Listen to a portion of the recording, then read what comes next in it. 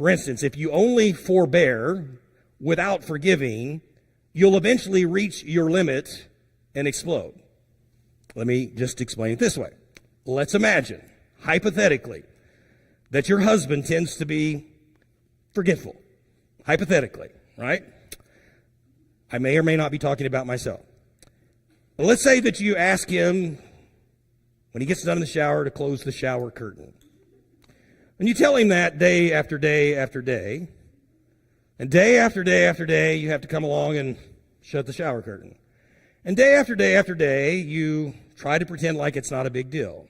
And then let's say, because of his forgetfulness, say 35 years later in your marriage, hey, I've been married 35 years. What a coincidence. You ask your husband to stop by the kids' house and feed their dog since they're out of town, and he forgets to feed the dog while they're out of town.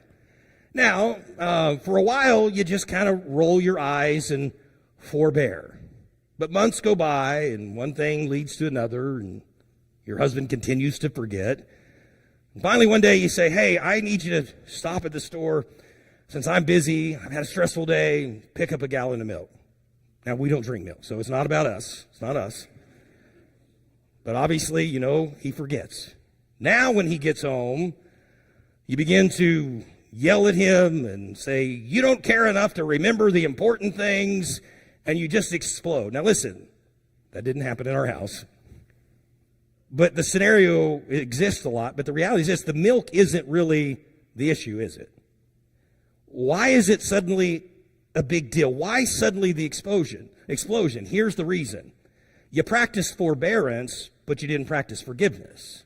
And so throughout time, the forbearance built up to the point where you weren't exhibiting forgiveness in the process. You were just pretending things were not a big deal, but suddenly, because you weren't practicing forgiveness, now something that is petty becomes a huge problem in your relationship.